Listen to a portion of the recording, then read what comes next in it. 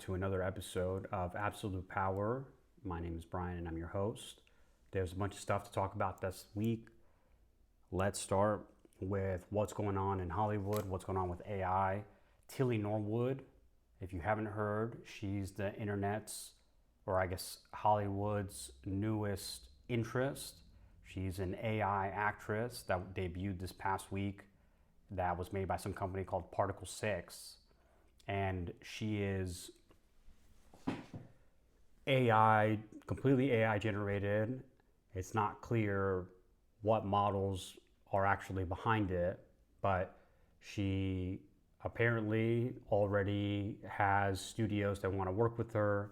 She may have an agent, and she has made people in Hollywood start to get a little nervous. There was some actors this week. I think Emily Blunt heard about it on a podcast and was talking about just agents and studios, please don't do this. There are a lot of people in the industry that are not happy to see an AI actress potentially start starring in movies, understandably so. We'll get to it later, but there are already lots of very, let's just say, there are a lot of problems that are happening in Hollywood that are a direct result of AI. They're a direct result of creators, YouTube specifically, how they are changing the way that we consume content, and that includes YouTube TV. But basically, Hollywood studios are making fewer projects, so people just don't have as much work. And I think Tilly Norwood is the beginning of what is going to be probably a much larger trend. This is an AI, I think they call themselves an AI talent studio, AI talent creator, I'm not sure. But the fact that this is the first one, I'm sure, of many, and it's already drawing a lot of attention and studios want to get involved, it does seem like probably sooner rather than later, we're going to start seeing full projects that are completely AI generated. OpenAI, I think, recently invested around $30 million in an AI generated animation film. And this is only the beginning of what's going to be an explosion of AI content. If you saw OpenAI release Sora 2 this week, it's a TikTok-like app that is all AI generated content, so it's meant for you to scroll. And they're trying to compete with TikTok, with YouTube, but everything on there is AI generated. So you create the content on Sora 2, and then you upload it to your profile, I assume. I haven't used it yet, but it's only available for mobile. I couldn't access it online, but they create movies with sound, or video clips with sound. So your feed is completely AI generated, and it's going to start normalizing what your content consumption, what percentage of your content consumption is AI generated. Like, we should think about now that we're well into the AI generated text that's flooding social media, the dead internet theory, the idea that most of the content that's created online is bots, AI generated. I heard this week that the Cracker Barrel controversy, that a lot of that content, a lot of the people who were tweeting about it and posting about it on different social media platforms were actually bots. So we're in this world where things happen, topics start to trend, and then AI bots that are either foreign or domestic start commenting on it. The news starts to report on it. We start to talk about it, and it's all manufactured. It's all manufactured by some bot, presumably with some kind of agenda, creating content for us to fight each other, for us to talk about. And this is the natural next step. We've got AI actors that are going to be able to create unlimited projects per year, probably AI actors performing AI written scripts produced by complete AI studios. So the movie studios are obviously, they see this as kind of their, I would say it's probably kind of like their Napster moment. You hear about this week, Suno, 11 Labs, and one other sound AI company also signed deals with major music labels. So the tone of the article that I read is very much about how this is like Napster 2.0. They were asleep at the wheel at digital music, and they let piracy and digital music move the way that we consume music without them being able to make money off of it, until things like Apple Music and iTunes, not Apple Music, but iTunes came along.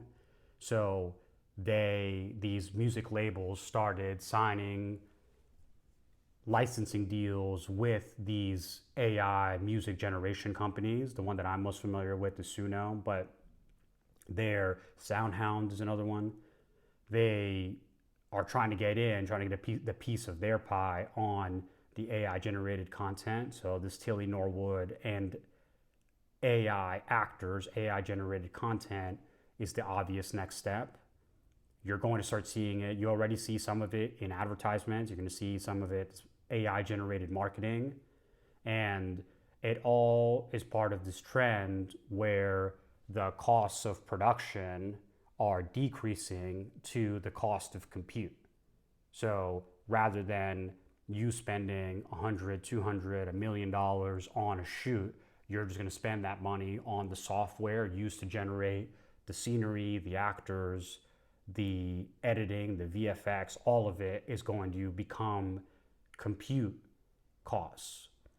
And this is something that's happening across the entire economy. It's not just in entertainment. Entertainment is probably going to be disrupted the most because it's what we all consume. We're all watching movies. We're not going to the movies, but we're watching stuff on streamers, and we're consuming content online, a lot of video. But what the AI generated content, the larger it becomes a part of our media consumption, the production studios, the people who produce this content, they're just going to look at very, very simple bottom line costs. What does it cost you to produce one of these, and how much do I actually need real people? You might need real people who get their face scanned, and then you license their face and voice for your productions, which is going to be cheaper than paying them, or they'll be AI generated from scratch.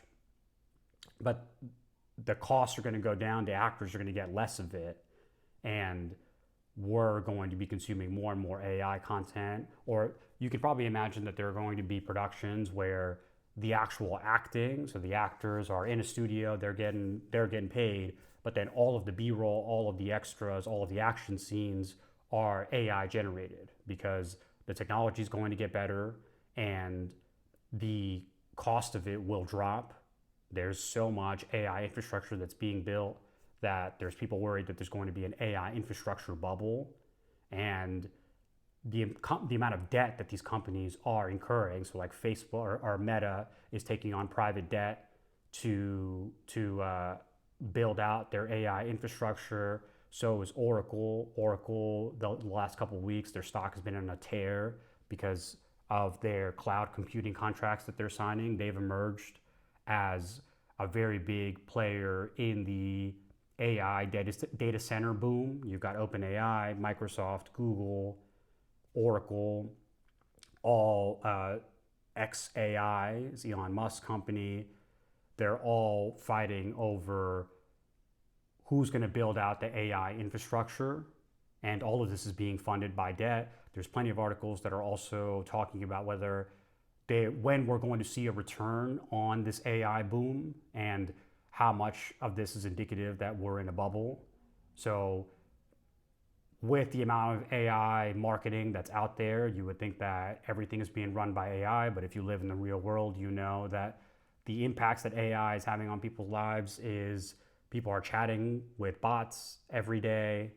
The voice experience is not quite there yet. There's a lot of writing that suspiciously sounds like AI. If you talk to somebody that you know has never been a good written communicator, but now suddenly they're sending you a ton of AI generated text, you're seeing a lot of that AI slop.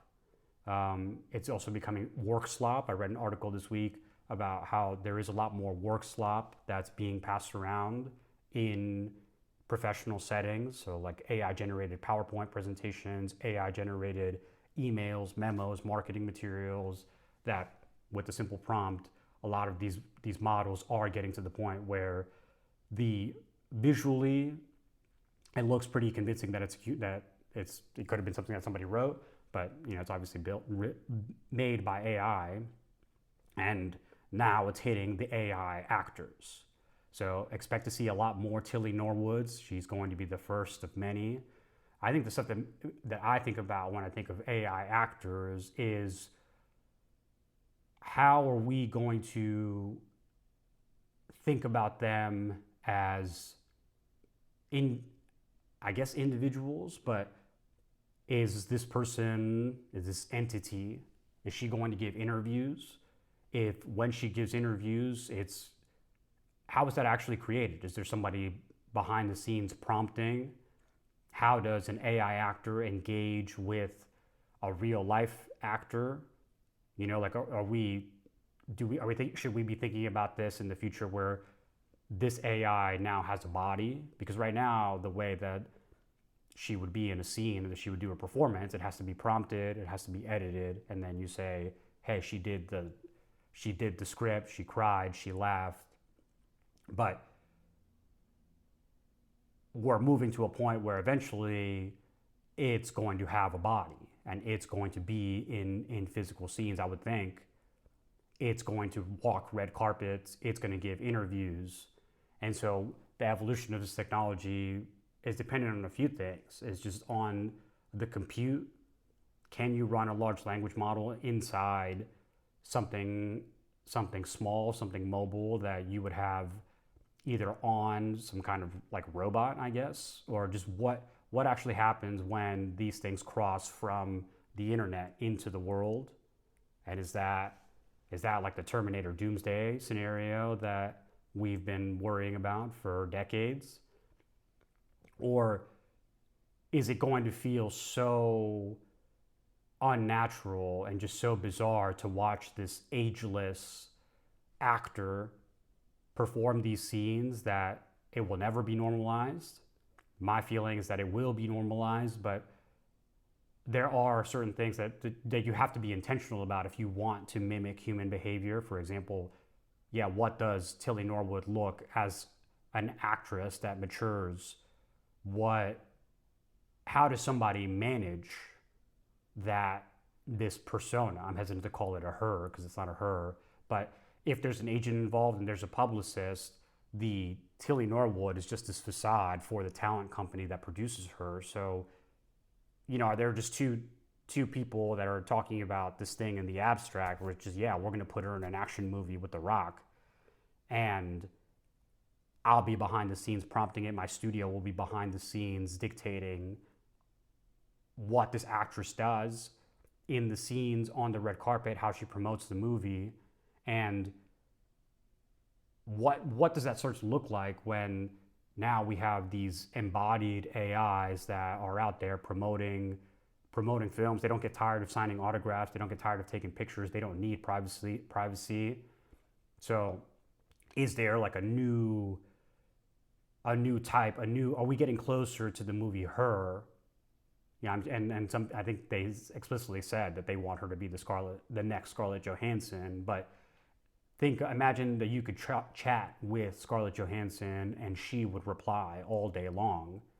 That's what something like a Tilly Norwood could do, because it's not a person, it's an entity that could manage its own fan base and at least be prompted to give us the kind of human, like when is she going to have a podcast? I think that's going to be the real, when there's a full AI generated podcast hosted by one of these personalities, how many people are going to listen? How many people are going to feel like this thing is real? And even if it's not, this thing is real, I'm going to give it my attention. Because at the end of the day, what we're talking about here is whether it's AI generated music, AI generated content, it's now, if you think about your attention as a pie graph, they're fighting for more and more share of that attention. And if the goal is to sell you ads, the goal is to entertain you so that they can keep showing you ads. And what I mean by they is the companies that produce either the platforms that we watch or the actual entity, the AI. If the goal is to try to extract attention from you, which we've been in the attention economy for over 15 years now, that is the goal of platforms like YouTube, TikTok, Facebook, Twitter, Pinterest, anything, all of that stuff. And now LLMs, you're starting to see that Perplexity serves you ads. That's why they're releasing a browser so that they can learn more about you. You're starting to see ChatGPT start. I don't know if they serve you ads quite yet, but I think Palantir is trying to get into the advertising industry. They're reaching out to the big global advertising conglomerates. And I don't think they're explicitly pitching AI generated content, but they are pitching AI optimized creative distribution. So if you're familiar with the world of advertising, there are many different algorithms that are all constantly optimizing towards campaign spend and distribution. And a lot of this work is done manually, but if you've got potentially a company like Palantir behind it, they can help optimize your creatives by doing what they do with government data, which is they take a lot of unstructured, disparate data sources and they help combine them into a single platform so that you're spending less time hunting for information and you've got like a engine, a creative engine, or in this case, like software that's used by the military and governments to just streamline and kind of reduce a lot of these barriers between data. A lot of the problems in legacy technology systems are that data is siloed off into technology platforms that don't speak to each other. And so that's what a company like Palantir does. And they're trying to get into the creative world. They're trying to get into ads. And I think all of these are signals that we're shifting from a truly human experience, and where for the last, call it 10, 15 years, becoming increasingly online, from Web 1.0, blogs, original Google type of stuff, to their social media platforms that suck you in, that give you the rage bait and are starting to become overtaken by bots, now by large language models. The next step in this is now they look like you. Now they look and sound like you, and you can create them. You're empowered to create your own type of AI generated avatars. You see them in business context too, where companies that specialize in creating content, like a video editor, so the Adobes of the world, they're launching professional avatars too, because there's a business to business case for having a very polished spokesperson deliver your message that doesn't need sleep, that doesn't make mistakes, and their characters are consistent all throughout. You don't need to. The problem with existing AI generated content is that character continuity and this idea of like the context is hard to maintain, because these things are only generating 6-second, 8-second video bites, snacks, that to truly make a cohesive story, you need a lot more compute, and you need these platforms need to take the next step in enabling content creation in a way that lets you create a consistent narrative without a ton of editing. And so the job of editing is going to change.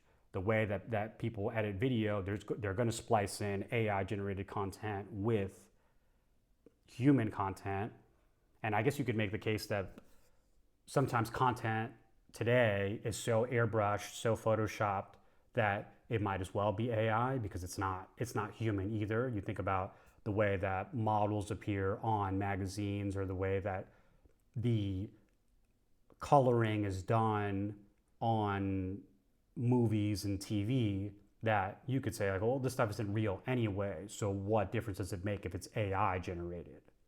And I think it's a fair point, but the economic impact of what happens to actors, you're already seeing it. I read an article this week about how in LA there are very serious concerns about what's happening to film and TV as an industry.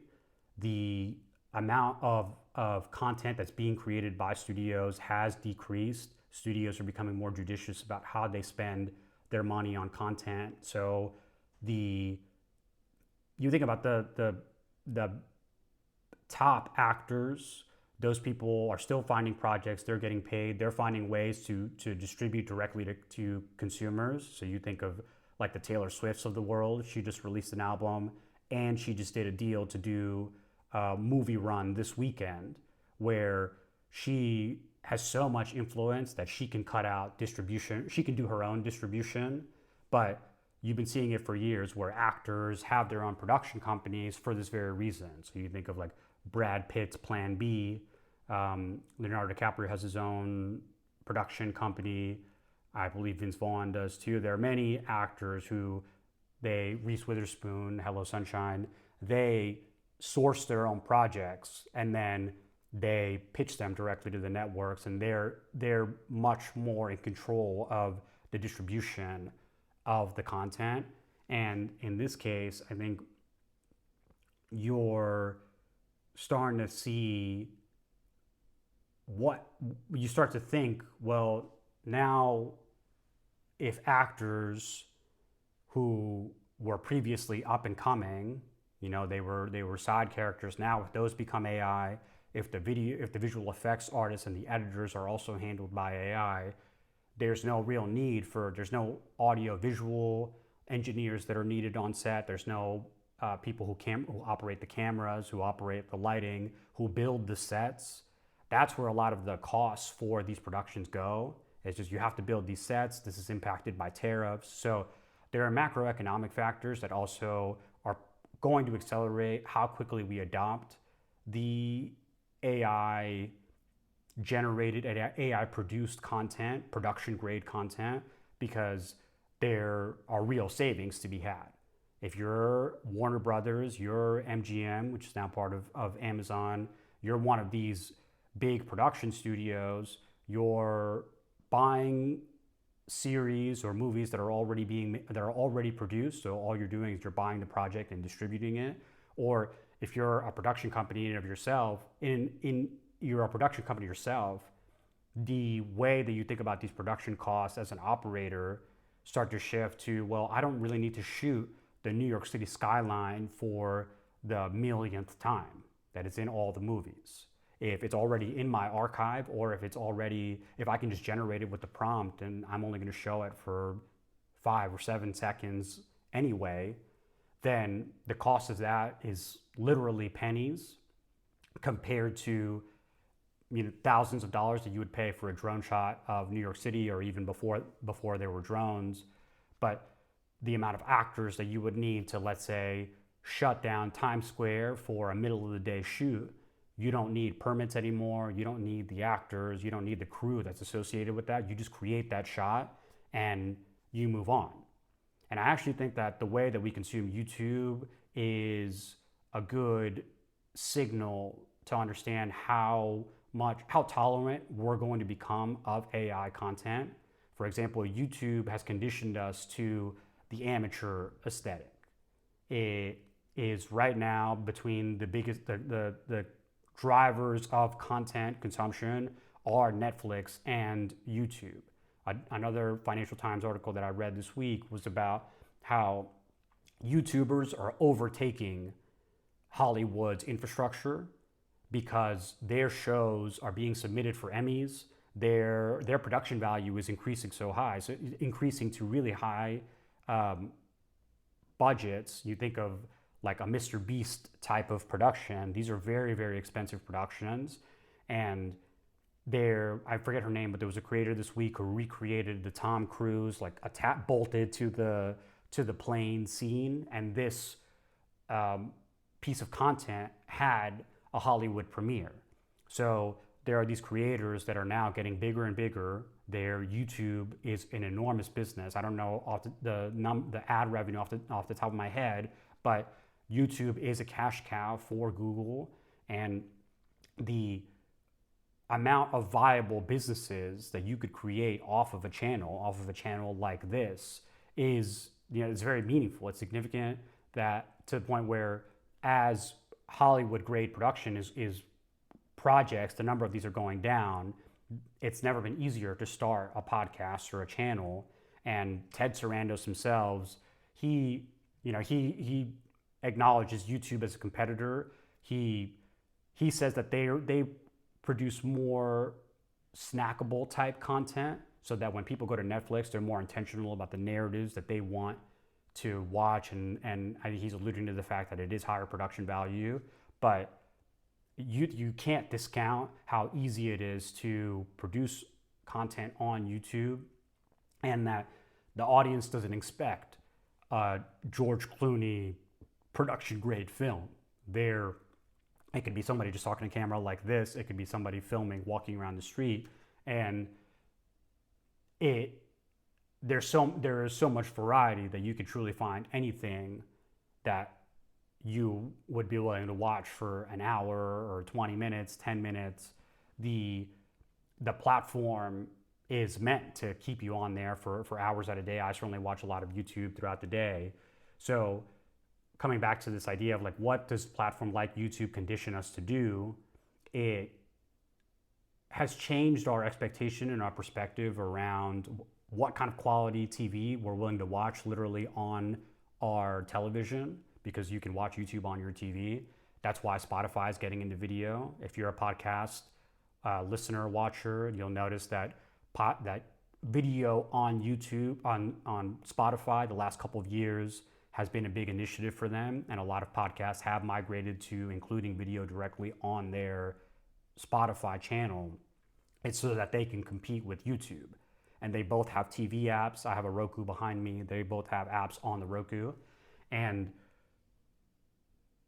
there are going to be AI generated channels that originate on Spotify, on YouTube. It's already publicly disclosed that YouTube trains their own models. So Google's VO models are trained off of the hundreds of millions of hours, if not billions of hours of content that exist on the platform. So they're going to get really good at creating content just like this that appeal to whatever it is your interests are. They're going to know you so intimately that you're going to be able to create content on demand. If I want a movie with Tilly Norwood starring opposite Brad Pitt, like, I'm going to be able to prompt that and create the exact narrative that I want, because you're already seeing it.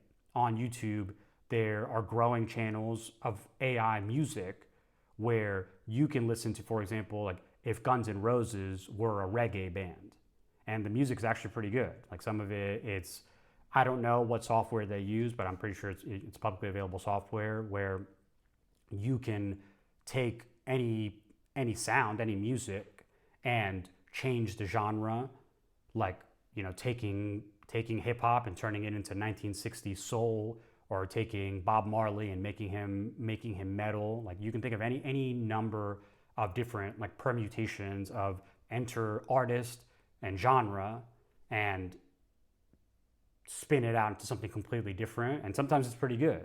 And some people, you read the comments and some people say like, oh, it's proof that this artist was a really good writer, or this is a really good song because it works both as hip hop and reggae, or it works as classic rock and 1970s funk.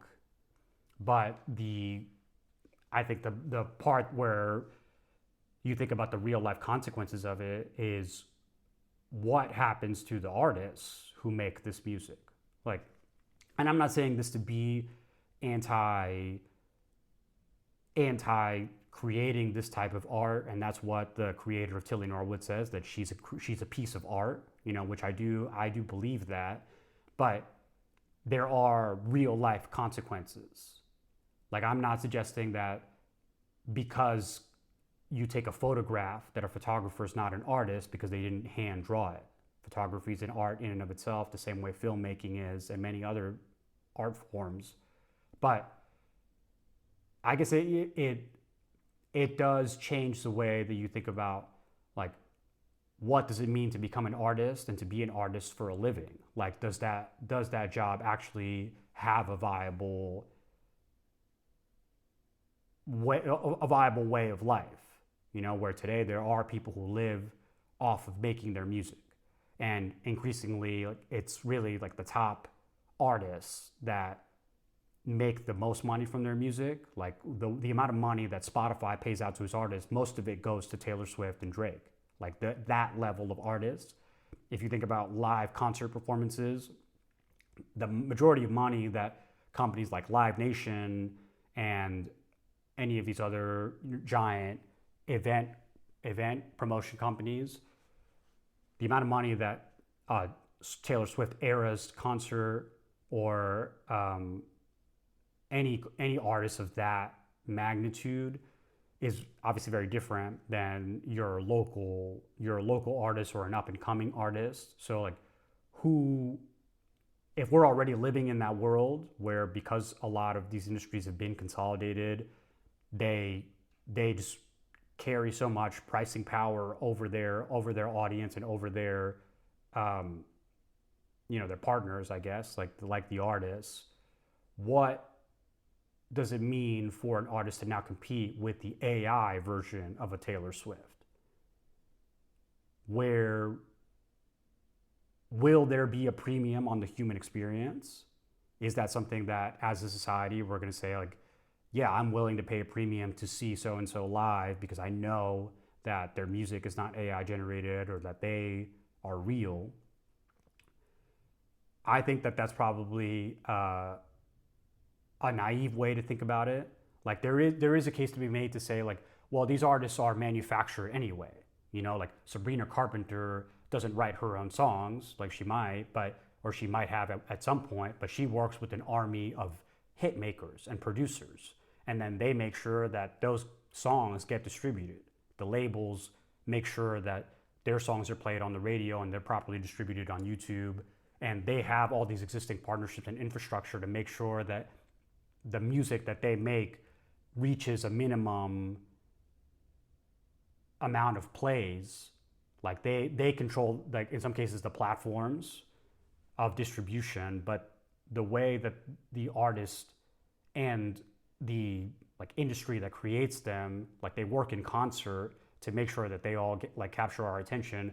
Why would you not, if you think of, like, these studios and the music labels as what they are, fundamentally they're businesses that are trying to make the most money, why would they not cut Taylor Swift out? If they could create their own AI generated version that doesn't require a salary, and instead, when it's all controlled in-house, they're able to become both the platform of distribution and the actual, like, the creation is happening in-house. It would be as if, Drake worked in-house at the label rather than being, like, having some deal or however they're classified, like the employment. So it's really interesting to think about that the artists today, there are so many other people involved in manufacturing, like, the final product, the final piece of art, that the AI can be viewed as just a substitute for that. Well, it's like, now we don't need songwriters, we don't need producers, we just need prompters, and there's going to be new types of, like, AI talent managers and AI talent agencies that come up. Tilly Norwood is just the first iteration of it. But yeah, you're seeing real world impact happening on these industries, and will there be enough to go around from the technology side? Are we going to create brand new industries to support the amount of people that are being displaced? If you listen to Sam Altman and Tucker Carlson's interview from a couple of weeks, Sam Altman was talking about the half-life of jobs and industries. I think he said something between 70 and 100 years. Every cycle, about 50% of the jobs turn over. So today, no one is working in, say, like a car manufacturing plant the way they did in the 1920s under Henry Ford. Obviously, there are auto part makers and jobs in those factories, but they're not the same kind of jobs that we had in the 1920s 100 years ago, or during the Industrial Revolution when there were children that worked in factories. There are very different. There are no more typewriter fixers that exist today because there are computers. There's also other things. Like, these industries naturally turn over, but I think the question that's on my mind is how fast does this turnover happen, and what happens to the people that are displaced? Like, is there going to be a growing need for government assistance? And I think that's what sometimes some of these people argue for, like universal basic income. But that is something that is happening at this very moment beneath our feet, and where we're seeing some of the battle lines, the front lines of some of this is the AI generated content, is the apps like Sora 2, and I think another related development is what's happening with TikTok. So TikTok is very close to, it's recently valued at $14 billion. It's very close to being sold off, at least the US operations are being sold off to an investor group led by Oracle and Larry Ellison, Silver Lake, Andreessen Horowitz. I believe that ByteDance still maintains a 20% equity stake in the US-based TikTok, but that this shift in who controls TikTok, I've talked to people who have already expressed that once the deal closes, like they're going to get off TikTok, they want to get on Rednote, this other Chinese TikTok competitor. And the way that it was always framed, at least initially, was that you have to control TikTok because it has too much influence by the Chinese government. If you run a company in China, you by law have to have some sort of registration with the Chinese Communist Party, and what influence do they have over the TikTok algorithm? You hear about stuff like, in China, children's TikTok use is very closely monitored, and the type of content that they can watch is also very sanitized. Like, it's very educational. It's very different than the type of content that's served here in the US. And so there are people who compare the way that TikTok is presented here as like digital heroin. Like, it's a way to get you addicted to like this platform that knows you intimately, that does curate the content to get you to scroll more. And to what end is there a political agenda to what you see on TikTok? And I think the irony is that with this group of investors that are buying TikTok, there's probably going to be an increase in like the political discourse that you see on TikTok. I'm not on TikTok or any of these social media platforms, so I don't know outside of YouTube. But my suspicion is that TikTok is going to become much more propaganda-like platform, the way you saw like X become that way. It's just when I was on Twitter mid-transition into Elon Musk buying it, it just like his tweets are forced on you. If you sign up, like you immediately see his tweets, whether you want to or not.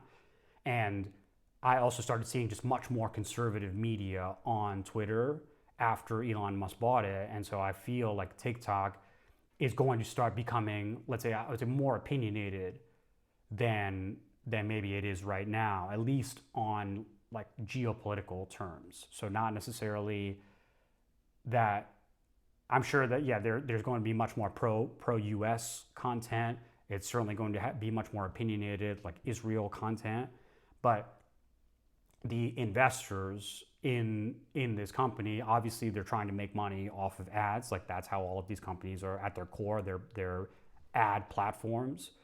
But given the US's vested interest through very close political allies in the platform, how much is it going to be used to say, like, the US economy is very strong right now? That's something that right now is currently up for debate, given the current government shutdown and the fact that the data that's being released around like job reports, jobs reports didn't come out this Friday because of the government shutdown, but Trump himself has talked about not releasing data or saying that certain data is not, because it's not favorable to him, it's corrupt. And you've seen this for decades. When a certain party is in political power, they'll talk about how they'll talk about the unemployment rate, and they'll talk about the real unemployment rate and the problems with measuring people who have stopped looking for work, for example, or people who were forced into retirement early because they were fired late in their career and they couldn't get another job. So it's not to say that there have never been problems with this kind of reporting and understanding like what the data actually means. And you see it during political ad season, how much these different political reports are spun. But where does TikTok, or how does TikTok potentially get weaponized to push political agendas? That's something that I'm watching very closely to think about. Are they actually going to be able to pull it off, with their investors? Like, how are they going to take this over without disrupting it? People are very passionate about what they see on TikTok and just how they're very protective of it. People that I know that are generally pretty apolitical were calling their senators about TikTok potentially being banned. TikTok has made a very big investment in supporting creators and small businesses. So when you're on TikTok and you're actually already making money, that's very different than some of these platforms that have lagged behind for years. You take, for example, YouTube. YouTube has been a leader in helping creators monetize, and no one else has really been able to catch up. Elon Musk famously tried to get Mr. Beast to release videos exclusively on X, and I think he might have done that once, but he himself said, like, I'm not going to make anywhere near the amount of money that I would off of YouTube than if I just posted this straight to X. So it's not really economically viable. And these platforms do have to engage in some sort of revenue share, but TikTok also runs a lot of shops, like TikTok for Business, and they're able to promote people's products in a way that I'm not sure you would make the same amount of money as you would, for example, on like Instagram. All right, let's talk about the Riyadh Comedy Festival. So if you've been watching comedy, there's an explosion of comedy and podcasts happening on YouTube right now, probably on TikTok too. But this month is the Riyadh Comedy Festival. It's being billed as the world's largest comedy festival, being held in Riyadh. It is filling the vacuum of what previously was the Montreal Just for Laughs Festival. Netflix has hosted a comedy festival before. There's a Skankfest as well. But this one attracted all the biggest names in comedy. So, I mean, anybody that you can think of, from Dave Chappelle, Kevin Hart, Louis C.K., to smaller but very popular acts like Tim Dillon, Chris Stefano, Whitney Cummings, Aziz Ansari. There are a ton of people that have already gone or are going, and there's been a lot of criticism around whether these comedians should be going, and whether it's comedy washing, I think is what they called it. And basically, because it's the Saudi government, they're an authoritarian regime, they are known for being a very conservative monarchy, and in terms of women's rights, I think homosexuality is illegal there, and their alleged role in things like 9/11, the murder of the journalist Jamal Khashoggi. There are a lot of people who obviously are being very critical of these comedians going to Riyadh. Chief among them, comedian Mark Maron. There have been a couple of other comedians who have spoken out. I can't remember, but Mark Maron is probably the loudest person. Shane Gillis, kind of like has made some jokes about. He was like the 9/11 guys. He did, I think, get an offer to go, but chose not to.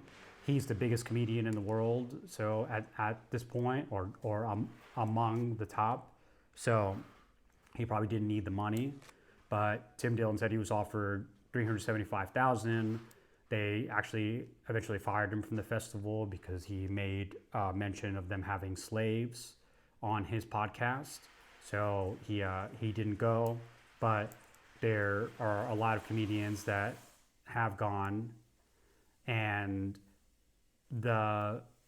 Pete Davidson was another one that got criticism for it. He was on Theo Vaughn's podcast, and he was talking about how because his dad died in 9/11, people are like, how could you?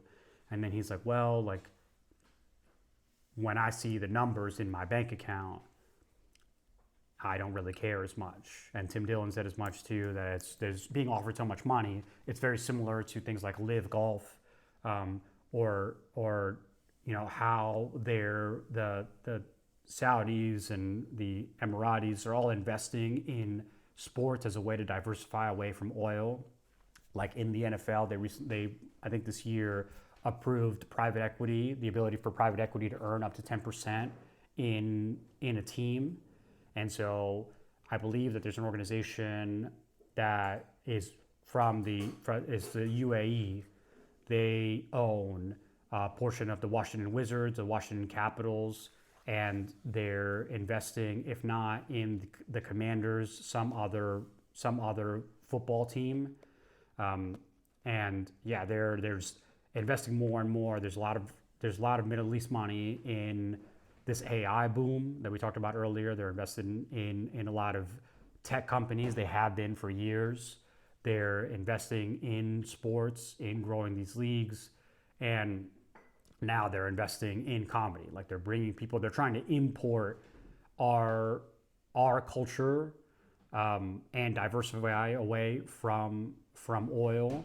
And on the one hand, if you listen to people like Chris DiStefano, he's talking about how the people there are people just like us. Bill Burr is somebody that I think has brought a lot of unwanted attention about this subject in particular, just because he is so anti-Trump, and he has said like he's anti-billionaire. He's been very sanctimonious about billionaires here, but he's very willing to take money from the trillionaires in the Middle East who have worse human rights records than we do. I'm not saying that we have a clean human rights record. We obviously do not. We jail the most people per capita in the entire world. We have a very unequal society. And it's just very interesting that his criticism of, like when it's our government, when it's here, he's very loud about it. But then when he goes there, he's like, well, like I'm not really here to like opine about your government. I'm here to be respectful. I'm not going to break your laws, which also makes sense. But you can see why people are like, which one is it? And he called himself, he's like, I'm a clown. Like, don't ask me about politics. Don't ask me. He always, is kind of like taking subtle jabs at like comedians shouldn't be political commentators. But then, he's going to Riyadh and he's talking about it as, he's there to promote comedy, and that's what his job is. And that's what some of these other comedians are saying, is that, they're fans, they're people just like us, and they were treated very well. So it's not fair to be like, well, like you're not allowed to go there and criticize the Saudi government. You're not there to do that. If you go there and you steal, they're going to cut off your hand. And it's like, well, like don't go there and steal. But the fact that they're able to take all of their money and buy a lot of this cultural credibility is something that we should be watching out for, as like, you know, how like this will develop over time. Like we were famously very, very wrong about what it would mean for China to import our culture. You know, we thought that if we exported capitalism to China, we would end up exporting democracy. And a lot of what, you know, if you've been paying attention in the last 10 years or so, is that when, like, what China helped do was hollow out all of our industry, like all of our manufacturing, everything got hollowed out, sent to China, and we helped build their middle class. Like they've taken millions and millions of people out of poverty, but instead of exporting democracy and capitalism to China, what we've done is we've actually imported authoritarianism into the United States. And what I mean by that is, like, if you think about when some of these athletes and actors are groveling to the Chinese government because they like accidentally said that Taiwan was a separate country. Like take a look at like John Cena making apologies in Chinese, or you know when LeBron is suspiciously very quiet about what, you know, like human rights abuses in China because the NBA is so massive in China. Think of Daryl Morey when he made comments about China.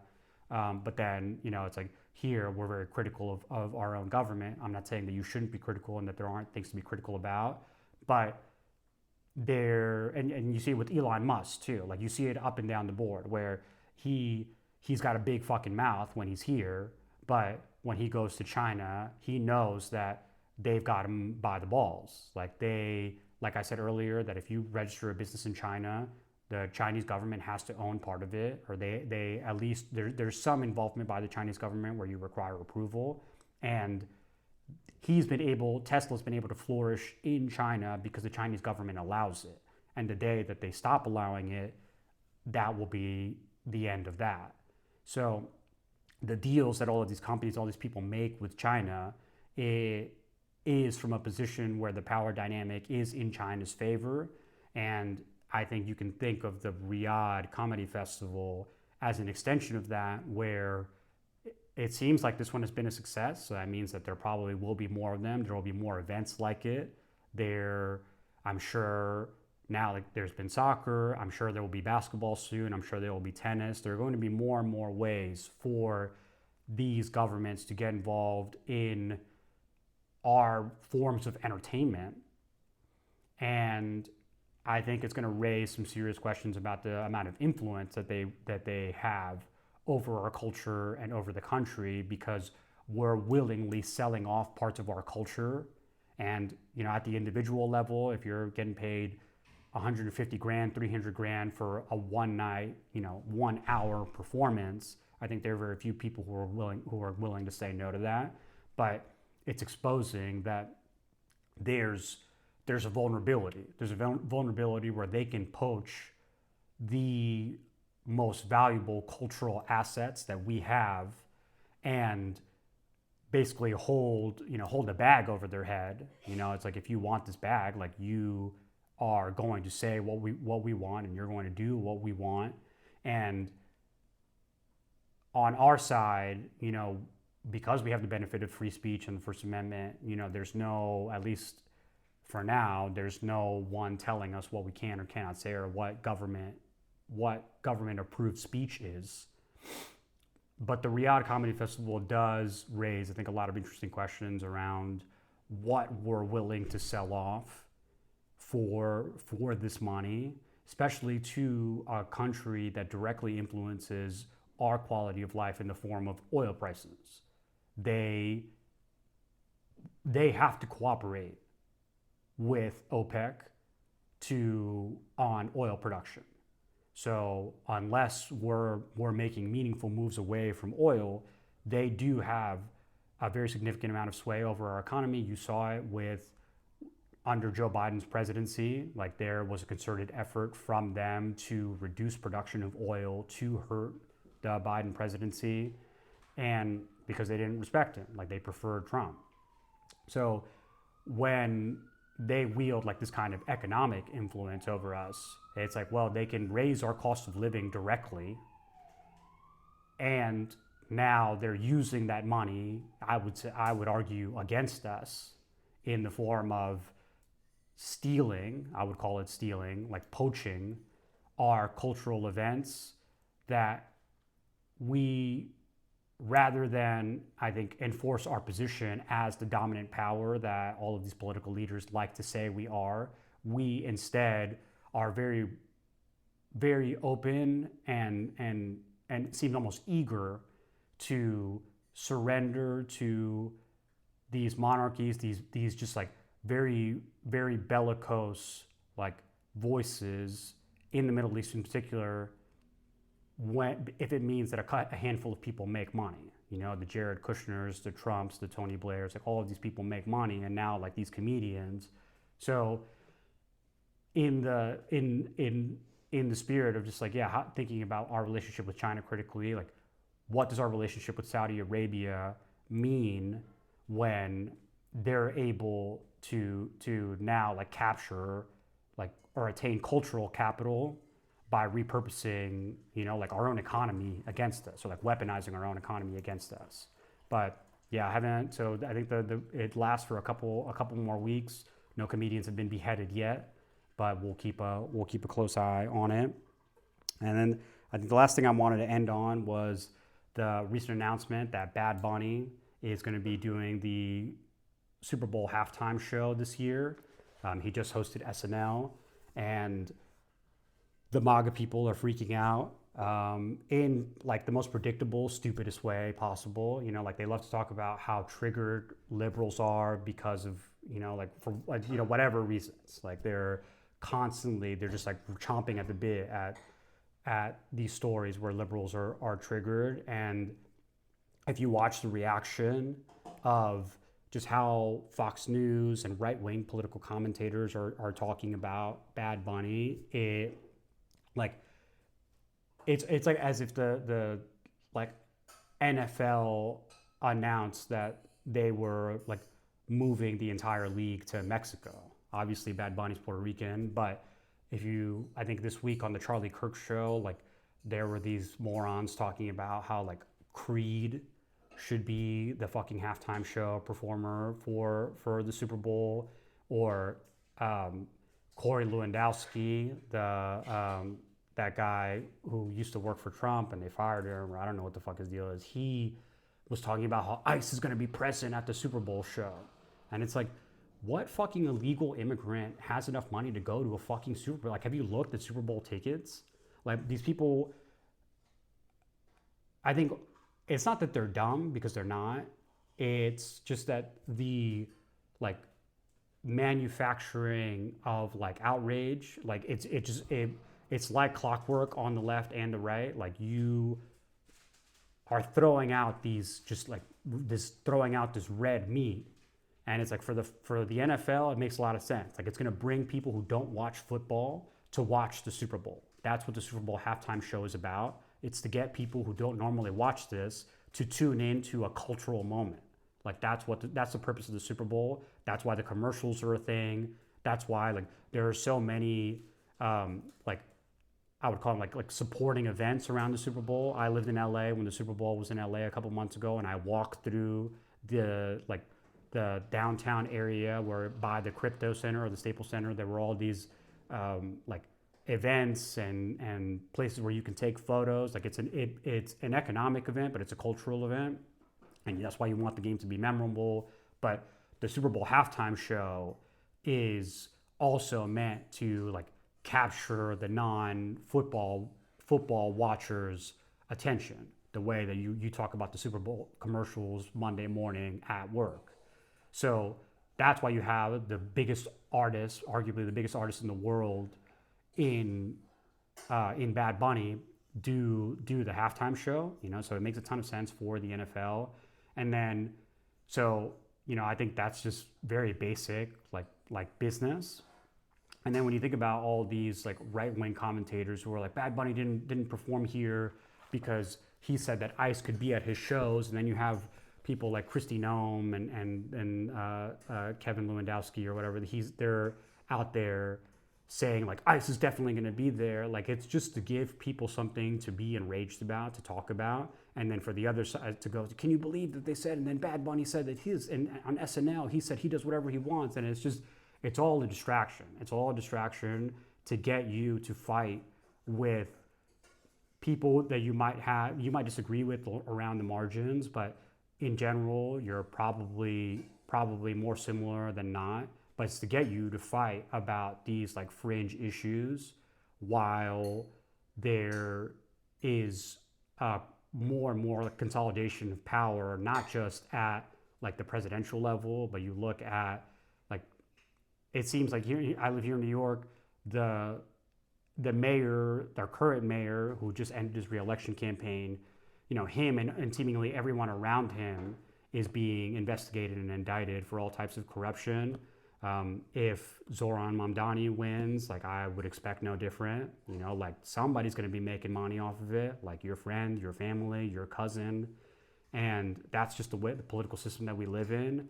But the way that we allow this to continue is by continuing to fight each other, and that's why I personally like am making more of an effort to reject this right versus left narrative and this us, like it's not us versus them in the sense of like you and the political party that you don't vote for. It's you and the people who have vested interest in keeping you divided, keeping you glued to your phone, and keeping you outraged, because that's how they keep the attention cycle going.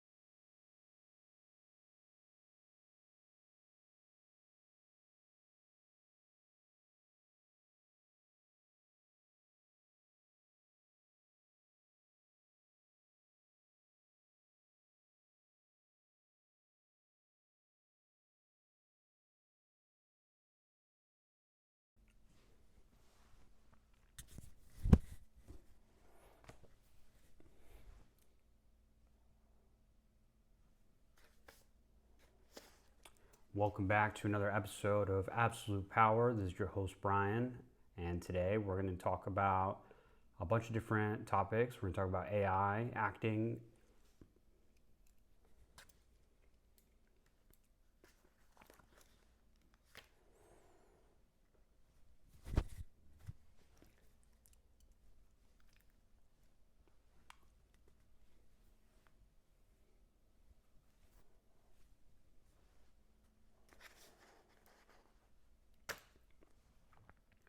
Welcome back to another episode of Absolute Power. This is your host, Brian, and the AIs are here to take all of your jobs, including all the acting ones.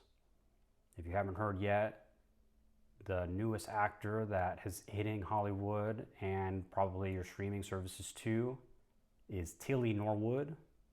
She's an AI actress that debuted this past week, and people are pissed, but Hollywood's really excited about it. She already, I think, has some job offers. She might already have an agent. She might already have a publicist.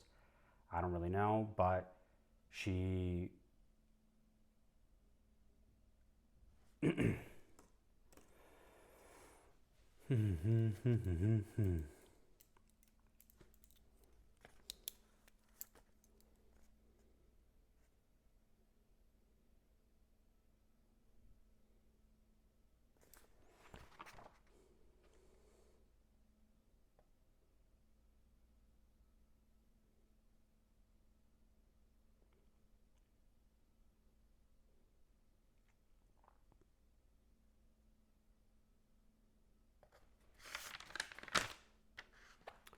Some topics for the pod today. Tilly Norwood, the Riyadh Comedy Festival, what's happening to Hollywood because of creators and because of YouTube specifically.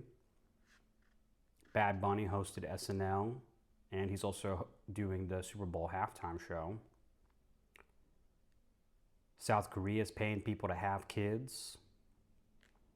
And Tucker and Candace are post right and left. It sounds like they're post something. I had something in here about TikTok.